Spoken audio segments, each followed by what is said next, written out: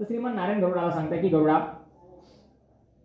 सूतकाचा विधी, गरुडजी विचारतायत की सूतकाचा विधी कसा असतो, सूतक कोणाला असतं, सूतकाचा विधी कसा असतो, सूतकाचे नियम काय. तर सगळ्यात पहिले श्रीमन नारायण गरुडजींना सांगते, गरुडा, सूतक फक्त सख्या लोकांना असतं.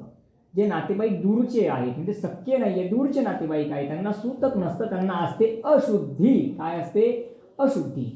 आणि सूतक दोन प्रकारचे असतात. एखादा व्यक्ती जन्माला आला तरी आपण 11 दिवस नियम पाळतो, म्हणजे त्याला आपण म्हणतो वृद्धी, आम्हाला वृद्धी पडली. तर वृद्धीचे नियम सुद्धा सूतकाप्रमाणे ते पण एक प्रकारचं सूतक सांगितलेलं आहे. आणि दुसरं सूतक सांगितलंय, आला म्हणून वाढ झाली म्हणून वृद्धी, आणि एक जण घरातनं गेला, त्याचा क्षय झाला म्हणून त्याचं नाव काय? सूतक. ते दोन प्रकारचे गरुडा सूतक असतात. दोघं सूतकांमध्ये नियम मात्र सारखेच आहे. पण गरुडा, 3 लोकांना सूतक कधीच लागत नाही. मग 3 लोक कोण? जो व्रतस्थ आहे, म्हणजे ज्याने संकल्प केलेला आहे की मी 7 दिवस भागवत महापुराणाला बसणारे, शिवपुराणाला बसणारे, किंवा एखाद्या मंदिराची प्राणप्रतिष्ठा यज्ञामध्ये आम्ही पती पत्नी पूजेला सहभाग घेणार आहोत, आणि त्यामध्ये जर अनावधानाने काही घटना घडली आणि सूतक पडलं तर ते सूतक लागायला नको.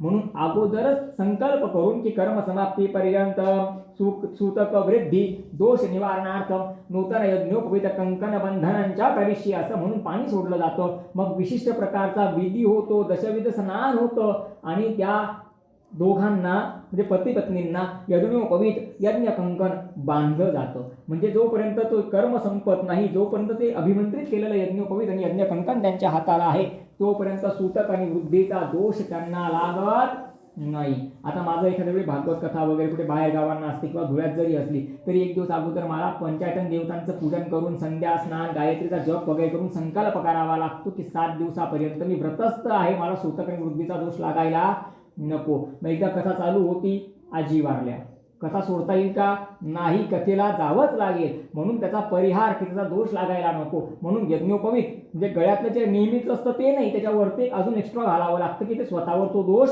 घेतो, आणि यज्ञ कंकण.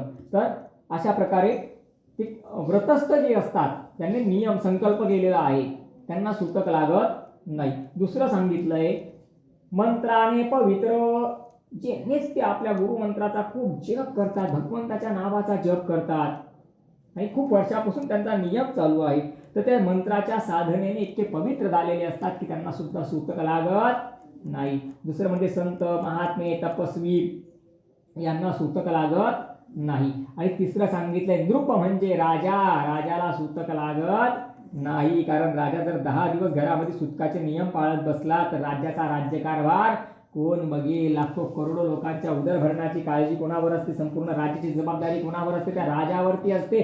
म्हणून तो घरात बसून राहू शकत नाही. तर शास्त्राने या 3 लोकांना सूट देऊन दिलेली आहे की मंत्राने पवित्र, व्रतस्थ, नृप यांना मात्र सूतक राहत नाही. मग श्रोतेहो, सूतकाचे नियम काय काय ते आपण बघू. सूतक काळामध्ये घरात देव पूजा करू नये. सूतक काळामध्ये त्या सूतक निवृत्त होत नाही तोपर्यंत देवांची पूजा करायची नाही. पण एकदा गंधमुक्त झालं, शुद्ध श्राद्ध झालं की देवांची पूजा करायची, देवाचा नैवेद्य करायचा. इतके दिवस आपण देव पारशे ठेवलेत ना, त्याचं प्रायश्चित्त म्हणून त्या दिवशी लगेच देवांची पूजा करून घ्यायची. कोणाच्या मंगल कार्यात जाऊ नये, तसेच देवळात जाऊ नये, म्हणजे देवाच्या मंदिरात जायचं नाही, कोणाच्या मंगल कार्यात जायचं नाही. पण नित्यचे कामं तुम्ही करू शकतात. मंत्र जप असेल, ध्यानधारणा असेल, गुरुमंत्राचा जप असेल, हे करू शकतात. या 10 दिवसांमध्ये किंवा 12 दिवसांमध्ये कधी अत्तर आणि सेंट कोणीही लावायचा नाही. ज्याने अग्नी दिलेला आहे त्याने मात्र 10 दिवस घराच्या बाहेर पडू नाही. कारण जे पण कार्य करायचे असतात महत्वाचे ते त्यालाच करायचे असतात, त्याशिवाय दुसरा कोणी करू शकत नाही. म्हणून त्याने 10 दिवसापर्यंत नियम पाळायचे. सगळ्यांनी या सूतक काळामध्ये 10 दिवसांपर्यंत पलंगावर किंवा गादीवर झोपायचं नाही. किंबहुना ज्याने अग्निसंस्कार केलेला आहे त्याने तरी हे नियम पाळायला पाहिजे की पलंग आणि गादीवर झोपायचं नाही. आंघोळ सगळ्यांनी रोज करायची, पण स्त्रियांनी कपाळाला हळदी कुंकू किंवा टिकली लावायची नाही आणि पुरुषांनी लाल गंध लावायचा नाही.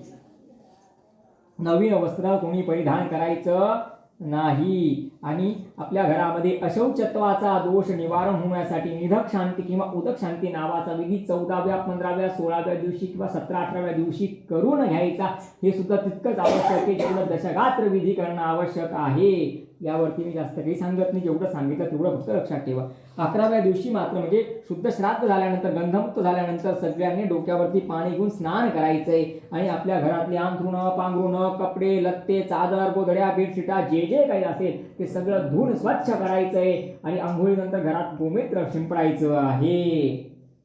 त्याच्यानंतर गोमूत्र शिंपडावे आणि शुद्ध श्राद्ध झाल्यानंतर स्त्रिया कपाळाला हळदी कुंकू लावू शकतात, टिकली लावू शकतात, पुरुषाला गंध लावायचा तो गंध लावू शकतो, देवाच्या मंदिरात जाऊ शकतात आणि सगळ्यांच्या मंगल कार्यामध्ये तुम्ही जाऊ शकतात. मग मात्र तुमच्या सूतकाची निवृत्ती त्या ठिकाणी होऊन जाते. तर श्रोते, आपण सूतकाचे नियम या ठिकाणी बघितले. आता आपल्याला बघायचंय गया महात्म्य. तर गया महात्म्य आपण या ठिकाणी श्रवण करणार आहोत. तर गया हे भगवंताचं तीर्थक्षेत्र गया माहिती ना, मातृगया पितृगया भगवंताचं हृदय आहे. त्या ठिकाणी भगवान गयासुराचा वध केला तेव्हा गयासुराने भगवंताकडे आशीर्वाद मागितला, प्रभू तुमच्या हातून मला मृत्यू येतोय पण मला अजर आणि अमर तुम्ही बनवा. तेव्हा गयासुराने सांगितलं की जो या गया क्षेत्रावरती येईल, आपल्या पूर्वजांचे पिंडदान करेल, भगवंताचं नामस्मरण करेल, गया क्षेत्रावरती स्नान करेल, त्याला इतकं अक्षय पुण्य प्राप्त झालं पाहिजे प्रभू की त्याचं पुण्य कल्पांतापर्यंत संपायलाच नको. तरी 5 कोस विस्तार असलेली गया भगवंतांनी आपल्या मनुष्यांच्या कल्याणासाठीच निर्माण केलेली आहे. गयेचा थेंब आणि थेंब जल आणि जल मनुष्यांचं कल्याण करणार आहे. श्रोत्यो, गया हे जनार्दनांचं स्वरूप सांगितलेलं आहे. गया क्षेत्र जनार्दनांचं निवासस्थान सांगितलेलं आहे आणि गया क्षेत्रामध्ये एकही जागा अशी नाहीये की जी तीर्थस्वरूप नाहीये. संपूर्ण 5 कोस असलेली गया भगवंताचाच स्वरूप आहे, ती तीर्थस्वरूपच आहे. ब्रह्मांडोदर तीर्थानि कर्यपृष्ठानि ते रवी तेन सत्येन मे देव तीर्थं देहि दिवाकर. त्यासारखं मोठं तीर्थक्षेत्र या भूतलावरती गरुडा कुठेच नाहीये. मग तिथे गेल्यानंतर काय करायचं असतं? तिथे गेल्यानंतर तिथल्या ब्राह्मणांना, संतांना, ऋषींना, तपस्वींना सगळ्यांना काय करायचा? नमस्कार करायचा, सगळ्यांना राम राम करायचा. तिथे आपण एक वेळेला राम राम म्हटलो ना तर त्याचं फल एकच वेळेला, 108 वेळेला बोललो तर 108 वेळेला त्याचं फल मिळेल. पण गया क्षेत्रावरती आपण एकदा राम राम असं म्हटलो तर आपल्याला 2000 वेळेला भगवंताचं नाम घेतल्याचा फायदा त्या ठिकाणी होईल. म्हणजे सहस्र गुणामी इच्छते. गरुडाने विचारलं, प्रभू काही प्रमाण आहे का याच्यावर तुमच्याकडे? तेव्हा श्रीमन नारायण गरुडजींना सांगताय आणि महर्षी वेदव्यास गरुड पुराणाचा ग्रंथ तयार करताना 13व्या अध्यायामध्ये श्लोक टाकताय. गृहे चोके गुण प्रोक्ता गोष्टे शतगुणा स्मृता पुण्यारण्ये तथा तीर्थे अरे सहस्र गुणमी इच्छते. अरे गरुडा, पुण्यारण्ये तथा तीर्थे सहस्र गुण इच्छते म्हणजे काय की तू पुण्यारण्यात तीर्थक्षेत्रांवरती किंवा गया क्षेत्रावरती तू एकदा राम राम म्हणतो, तुला 2000 वेळा राम नाम म्हटल्याचं फल तिथे प्राप्त होईल. हे भगवंतांनी मनुष्यांसाठी दिलेली सुखसुविधा आहे की त्या तीर्थक्षेत्रांचा तुम्ही लाभ घेऊन घ्या. मग ते पिंडदान करायचे, आपल्या पूर्वजांचे सगळ्यांची नावं घ्यायची, ज्यांनी ज्यांनी देह ठेवला आहे त्यांच्या आत्मकल्याणासाठी गया क्षेत्रावरती पिंडदान करायचं आणि गया क्षेत्रावरती अशा प्रकारे पिंडदान करून नाना प्रकारचे दान धर्मादी कार्य करायचे. फक्त एक गोष्ट लक्षात ठेवायची की ज्याला आपण दान धर्म करतोय किंवा ज्याचा आपण नमस्कार करतोय तो तापस म्हणजे तो संन्यासी खरा आहे की नाही? कारण श्रीमन नारायण गरुडजींना सांगते, गरुडा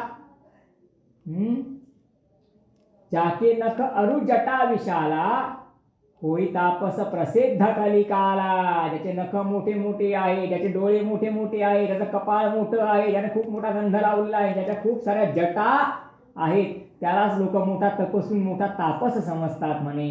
तर बेंटेक्स आणि सोन्यामधला थोडासा फरक मनुष्याने समजून घ्यायचा आहे आणि मग मात्र त्याने योग्य तो संत बघून, योग्य तो तपस्वी बघून दान करायचं आहे. म्हणजे त्याने केलेलं दान हे सत्पात्री लागेल. आणि अशा प्रकारे श्रोत्यो, गया क्षेत्राला गेल्यानंतर घरी चला करून घाई न करता 2 दिवस तिथे थांबायचं. आजूबाजूला छोटे मोठे भरपूर सारे देवाचे देवालय आहे, छोटे मोठे तीर्थक्षेत्र आहे. त्या सगळ्या तीर्थक्षेत्रांचा मनुष्याने लाभ घेतला पाहिजे. आणि अशा प्रकारे त्या ठिकाणी भगवंताच्या नामाचा खूप महिमा आहे की भगवंताचं आपण थोडंसं नामसंकीर्तन केलं तरी याचं फल द्विगुणित मनुष्याला प्राप्त होतं. बघा श्रोते, मनुष्यांचं कसं आहे की तीर्थासी जाता बहु कष्ट वाटे, विषयात राहून बहु सौख्य वाटे. स्वहित माझे मजला कळेना, तुझ विन रामा मज कंठवेना.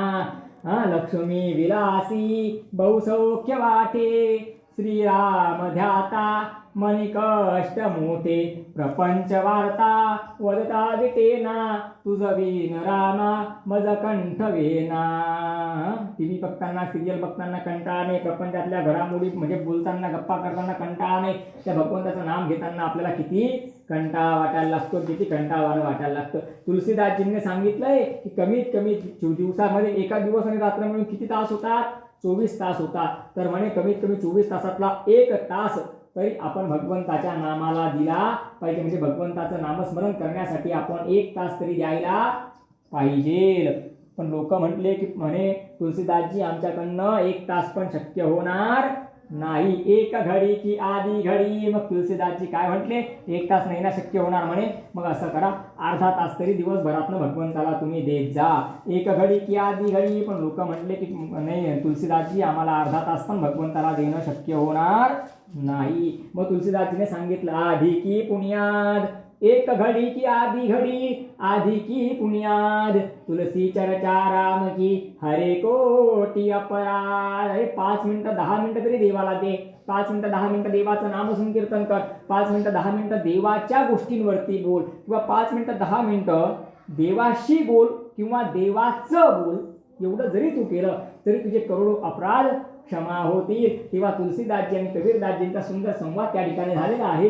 कबीरदासजींनी एका चक्कीकडे बघितलं, त्या चक्कीमध्ये गहू टाकले जायचे, तर ते गव्हाचं पीठ होऊन जायचं.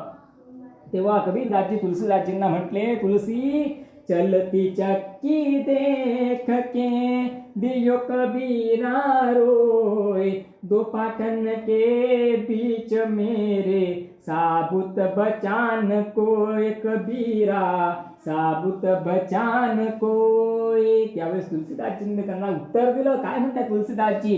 चलती चक्की चलने दे, पिस पिस आटा होय, खील माही जो समाए, बालन बाका होय कबीरा, बालन बाका होय कबीरा, बालन बाका होय. म्हणून श्रोते हो,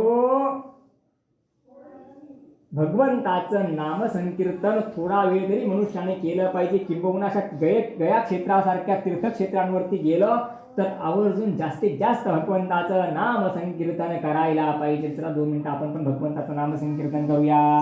श्रीकृष्ण गोविंद हरे मुरारी, हे नाथ नारायण वासुदेव.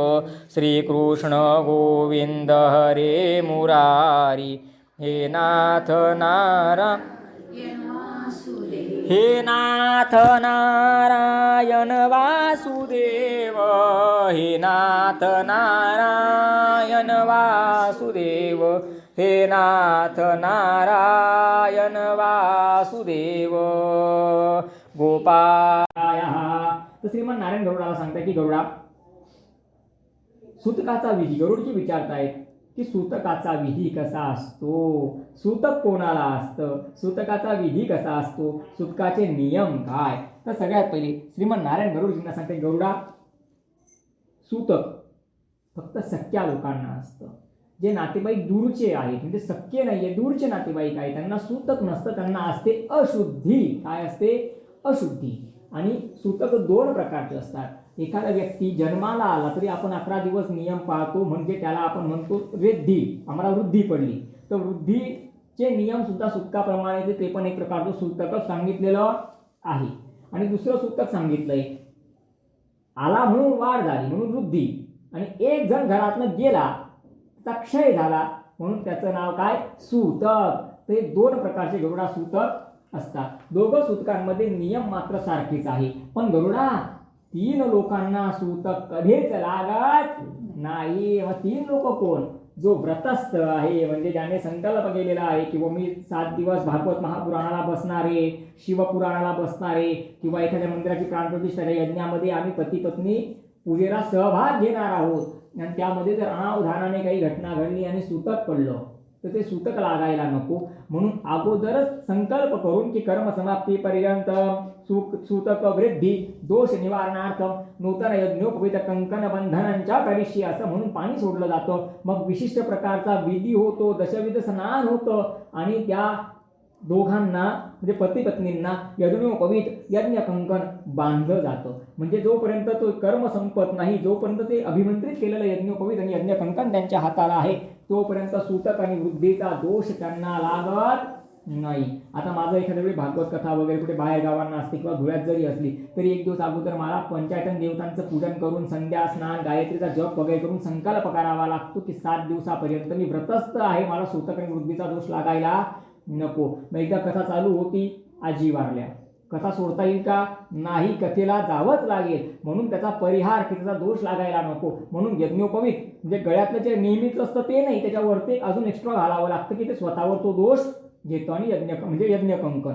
तर अशा प्रकारे ते व्रतस्थ जे असतात त्यांनी नियम संकल्प केलेला आहे, त्यांना सूतक लागत नाही. दुसरं सांगितलंय मंत्राने पवित्र, जे नेच ते आपल्या गुरुमंत्राचा खूप जप करतात, भगवंताच्या नावाचा जप करतात आणि खूप वर्षापासून त्यांचा नियम चालू आहे, तर त्या मंत्राच्या साधनेने इतके पवित्र झालेले असतात की त्यांना सुद्धा सूतक लागत नाही. दुसरं म्हणजे संत महात्मे तपस्वी यांना सूतक लागत नाही. आणि तिसरं सांगितलंय नृप म्हणजे राजा, राजाला सूतक लागत नाही, कारण राजा जर 10 दिवस घरामध्ये सूतकाचे नियम पाळत बसला तर राज्याचा राज्यकारभार कोण बघेल? लाखो करोडो लोकांच्या उदरभरणाची काळजी कोणावर असते? संपूर्ण राज्याची जबाबदारी कोणावर असते? त्या राजावरती असते, म्हणून तो घरात बसून राहू शकत नाही. तर शास्त्राने या 3 लोकांना सूट देऊन दिलेली आहे की मंत्राने पवित्र, व्रतस्थ, नृप यांना मात्र सूतक राहत नाही. मग श्रोतेहो, सूतकाचे नियम काय काय ते आपण बघू. सूतक काळामध्ये घरात देव पूजा करू नये. सूतक काळामध्ये त्या सूतक निवृत्त होत नाही तोपर्यंत देवांची पूजा करायची नाही. पण एकदा गंधमुक्त झालं, शुद्ध श्राद्ध झालं की देवांची पूजा करायची, देवाचा नैवेद्य करायचा. इतके दिवस आपण देव पारशे ठेवलेत ना, त्याचं प्रायश्चित्त म्हणून त्या दिवशी लगेच देवांची पूजा करून घ्यायची. कोणाच्या मंगल कार्यात जाऊ नये, तसेच देवळात जाऊ नये, म्हणजे देवाच्या मंदिरात जायचं नाही, कोणाच्या मंगल कार्यात जायचं नाही. पण नित्यचे कामं तुम्ही करू शकतात. मंत्र जप असेल, ध्यानधारणा असेल, गुरुमंत्राचा जप असेल, हे करू शकतात. या 10 दिवसांमध्ये किंवा 12 दिवसांमध्ये कधी अत्तर आणि सेंट कोणीही लावायचा नाही. ज्याने अग्नी दिलेला आहे त्याने मात्र 10 दिवस घराच्या बाहेर पडू नाही, कारण जे पण कार्य करायचे असतात महत्त्वाचे ते त्यालाच करायचे असतात, त्याशिवाय दुसरा कोणी करू शकत नाही. म्हणून त्याने 10 दिवसापर्यंत नियम पाळायचे. सगळ्यांनी या सूतक काळामध्ये 10 दिवसांपर्यंत पलंगावर किंवा गादीवर झोपायचं नाही. किंबहुना ज्याने अग्निसंस्कार केलेला आहे त्याने तरी हे नियम पाळायला पाहिजे की पलंग आणि गादीवर झोपायचं नाही. आंघोळ सगळ्यांनी रोज करायची, पण स्त्रियांनी कपाळाला हळदी कुंकू किंवा टिकली लावायची नाही आणि पुरुषांनी लाल गंध लावायचा नाही. नवीन वस्त्र कोणी परिधान करायचं नाही. आणि आपल्या घरामध्ये अशौचत्वाचा दोष निवारण होण्यासाठी निधक शांती किंवा उदक शांती नावाचा विधी 14व्या, 15व्या, 16व्या दिवशी किंवा 17, 18व्या दिवशी करून घ्यायचा. हे सुद्धा तितकंच आवश्यक आहे जेवढं दशगात्र विधी करणं आवश्यक आहे. यावरती मी जास्त काही सांगत नाही, जेवढं सांगितलं तेवढं फक्त लक्षात ठेवा. 11व्या दिवशी मात्र म्हणजे शुद्ध श्राद्ध झाल्यानंतर, गंधमुक्त झाल्यानंतर सगळ्यांनी डोक्यावरती पाणी घेऊन स्नान करायचंय आणि आपल्या घरातली अंथरुणं, पांघरुणं, कपडे, लत्ते, चादर, गोधड्या, बेडशिटा जे जे काही असेल ते सगळं धुवून स्वच्छ करायचंय आणि आंघोळीनंतर घरात गोमूत्र शिंपडायचं आहे.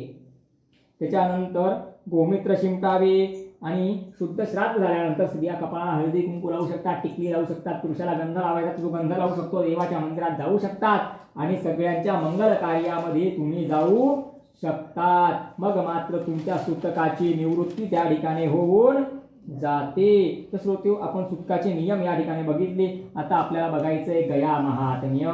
तर गया महात्म्य आपण या ठिकाणी श्रवण करणार आहोत. तर गया हे भगवंताचं तीर्थक्षेत्र गया माहिती ना, मातृगया, पितृगया, भगवंताचं हृदय आहे. त्या ठिकाणी भगवान गयासुराचा वध केला तेव्हा गयासुराने भगवंताकडे आशीर्वाद मागितला, प्रभू तुमच्या हातून मला मृत्यू येतोय पण मला अजर आणि अमर तुम्ही बनवा.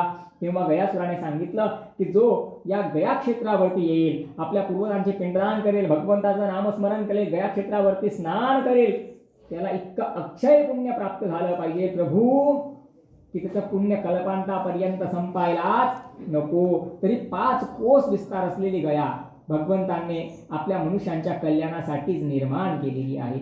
गयेचा थेंब आणि थेंब जल आणि जल मनुष्यांचं कल्याण करणार आहे. श्रोत्यो, गया हे जनार्दनांचं स्वरूप सांगितलेलं आहे. गया क्षेत्र जनार्दनांचं निवासस्थान सांगितलेलं आहे. आणि गया क्षेत्रामध्ये एकही जागा अशी नाहीये की जी तीर्थस्वरूप नाहीये. संपूर्ण 5 कोस असलेली गया भगवंताचाच स्वरूप आहे, ती तीर्थस्वरूपच आहे. ब्रह्मांडोदर तीर्थानि करेपृष्ठानि ते रवी तेन सत्येन मे देव तीर्थं देहि दिवाकर. त्यासारखं मोठं तीर्थक्षेत्र या भूतलावरती गरुडा कुठेच नाहीये. मग तिथे गेल्यानंतर काय करायचं असतं? तिथे गेल्यानंतर तिथल्या ब्राह्मणांना, संतांना, ऋषींना, तपस्वींना सगळ्यांना काय करायचा? नमस्कार करायचा. सगळ्यांना राम राम करायचा. तिथे आपण एक वेळेला राम राम म्हटलो ना तर त्याचा फल एकच वेळेला, 108 वेळेला बोललो तर 108 वेळेला त्याचं फल मिळेल. पण गया क्षेत्रावरती आपण एकदा राम राम असं म्हटलो तर आपल्याला 2000 वेळेला भगवंताचं नाम घेतल्याचा फायदा त्या ठिकाणी होईल. म्हणजे सहस्र गुणामी इच्छते. गरुडाने विचारलं, प्रभू काही प्रमाण आहे का याच्यावर तुमच्याकडे? तेव्हा श्रीमन नारायण गरुडजींना सांगताय आणि महर्षी वेदव्यास गरुड पुराणाचा ग्रंथ तयार करताना 13व्या अध्यायामध्ये श्लोक टाकताय. गृहे चोके गुणा प्रोक्ता गोष्टे शतगुणा स्मृता पुण्यारण्य तथा तीर्थे अरे सहस्र गुणमी इच्छते. अरे गरुडा, पुण्यारण्य तथा तीर्थे सहस्र गुणमिच्छते म्हणजे काय? की तू पुण्यारण्यात तीर्थक्षेत्रांवरती किंवा गया क्षेत्रावरती तू एकदा राम राम म्हणतो, तुला 2000 वेळा राम नाम म्हटल्याचं फल तिथे प्राप्त होईल. हे भगवंतांनी मनुष्यांसाठी दिलेली सुखसुविधा आहे की त्या तीर्थक्षेत्राचा तुम्ही लाभ घेऊन घ्या. मग तिथे पिंडदान करायचे, आपल्या पूर्वजांच्या सगळ्यांची नावं घ्यायची, ज्यांनी ज्यांनी देह ठेवला आहे त्यांच्या आत्मकल्याणासाठी गया क्षेत्रावरती पिंडदान करायचं. आणि गया क्षेत्रावरती अशा प्रकारे पिंडदान करून नाना प्रकारचे दान धर्मादी कार्य करायचे. फक्त एक गोष्ट लक्षात ठेवायची की ज्याला आपण दान धर्म करतोय किंवा ज्याचा आपण नमस्कार करतोय तो तापस म्हणजे तो संन्यासी खरा आहे की नाही? कारण श्रीमन नारायण गरुडजींना सांगते, गरुडा जाके नख अरु जटा विशाला होई तापस प्रसिद्ध कलिकाला. ज्याचे नख मोठे मोठे आहे, ज्याचे डोळे मोठे मोठे आहे, ज्याचं कपाळ मोठं आहे, ज्याने खूप मोठा गंध लावलेला आहे, ज्याच्या खूप साऱ्या जटा आहेत, त्यालाच लोक मोठा तपस्वी, मोठा तापस समजतात म्हणे.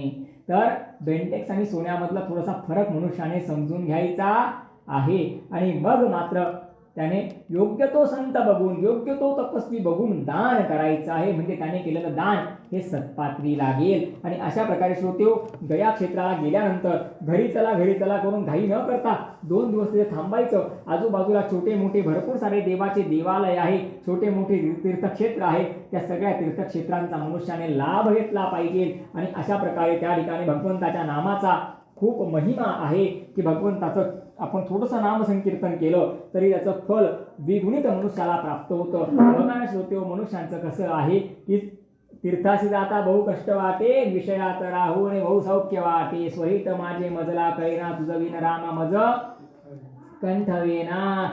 लक्ष्मी विलासी बहु सौख्य वाटे, श्रीराम ध्याता मनी कष्ट मोठे. प्रपंच वार्ता वदता विटेना तुझ विन रामा मज कंठवेना. टीव्ही बघताना, सिरियल बघताना कंटाळा नाही, प्रपंचातल्या घडामोडी म्हणजे बोलताना गप्पा करताना कंटाळा नाही, त्या भगवंताचं नाम घेताना आपल्याला किती कंटाळा वाटायला लागतो, किती कंटाळवाणं वाटायला लागतं. तुलसीदासजींनी सांगितलंय की कमीत कमी दिवसामध्ये एका दिवस आणि रात्र मिळून किती तास होतात? 24 तास होतात. तर म्हणे कमीत कमी 24 तासातला 1 तास तरी आपण भगवंताच्या नामाला दिला पाहिजे. म्हणजे भगवंताचं नामस्मरण करण्यासाठी आपण 1 तास तरी द्यायला पाहिजे. पण लोक म्हटले की म्हणे तुलसीदासजी आमच्याकडनं 1 तास पण शक्य होणार नाही, 1 घडी की आधी घडी. मग तुलसीदासजी काय म्हटले? 1 तास नाही ना शक्य होणार म्हणे. मग असं करा, अर्धा तास तरी दिवसभरातनं भगवंताला तुम्ही देत जा.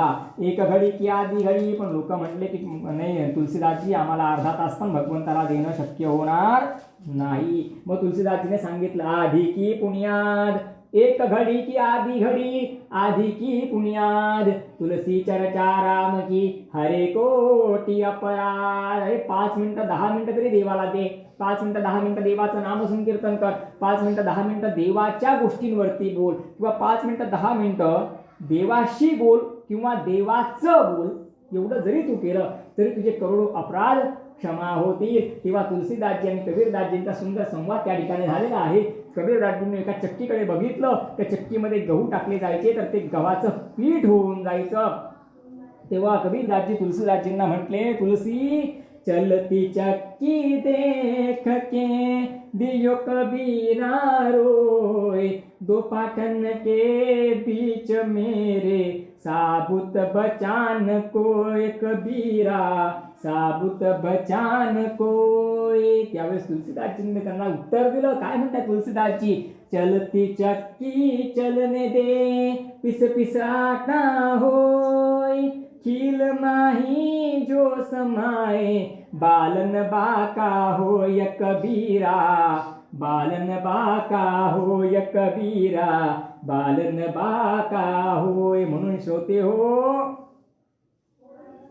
भगवंताचं नामसंकीर्तन थोडा वेळ तरी मनुष्याने केलं पाहिजे. किंबहुना अशा गया क्षेत्रासारख्या तीर्थक्षेत्रांवरती गेलं तर आवर्जून जास्तीत जास्त भगवंताचं नामसंकीर्तन करायला पाहिजे. चला 2 मिनिटं आपण पण भगवंताचं नामसंकीर्तन करूया.